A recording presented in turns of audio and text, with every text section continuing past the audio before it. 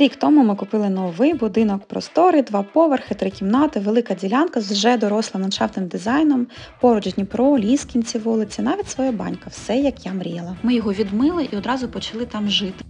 Я шуткувала, що наш дизайн називається «Лютий лофт», без стелі між другим поверхом і горищем. Закупили будівельні матеріали, запросили майстрів і почали з бази: каналізація, тепла підлога, планування, електропроводка, утеплення. А поки майстри працювали і ми, організовували дитячі табори. Але, як то кажуть, скільки грошей на ремонт не відкладаю, все одно не вистачить. Нам було потрібно десь жити, тому ми приїхали, розтопили пічку, прибрали за будівельниками і з просторого будинку зробили собі однокімнатну квартирку.